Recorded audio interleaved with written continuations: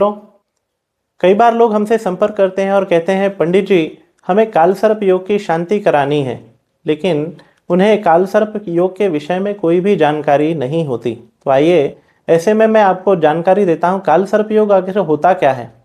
राहु और केतु ये दो मुख्य ग्रह माने गए हैं और इन दोनों ग्रहों का जो स्वभाव है और जो इनका स्वरूप है, तो राहु ग्रहों में सर्प का मुख माना जाता है और केतु सर्प की पूंछ मानी जाती है। इन दोनों ग्रहों के बीच में जब ग्रह फंसते हैं तो उसी को काल सर्प योग कहा जाता है। यानी सारे ग्रह जो हैं वो सर्प के पेट में है, अर्थात सर्प के बंधन में होने की वजह से उन ग्रहों का शुभत्व आप तक नहीं पहुंच पाता। जैसे सूर्य भाग्य का कारक है, भाग्य का स्वामी सूर्य है, जीवन में प्रतिष्ठाएं दिलाता है। ये यदि कालसर्प योग के बंधन में आ जाए तो आपका भाग्योदय नहीं होगा।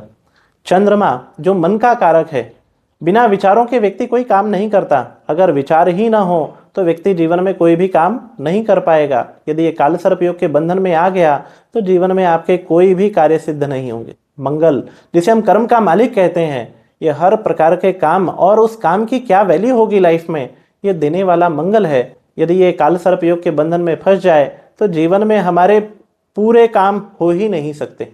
बुध जिसे हम धन का या फिर हमारे जीवन में मैनेजमेंट का देवता मानते हैं, यदि धन ही ना हो तो कर्जा लेकर जीवन बिताना पड़ता है और इसीलिए बुध की मुक्ति के लिए ये पूजन करना आवश्यक है।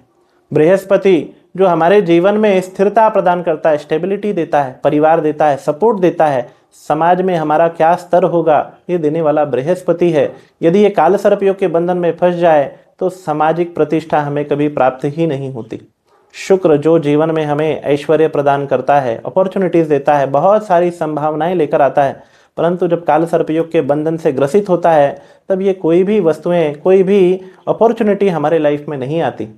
शनि महाराज जो कर्मों का फल देते हैं, जब ये कालसर्प योग के बंधन में आते हैं तो आपके बने हुए काम भी बिगड़ जाते हैं और कोई भी काम पूरे नहीं होते और इसीलिए आपको कालसर्प योग की शांति कराना अनिवार्य है।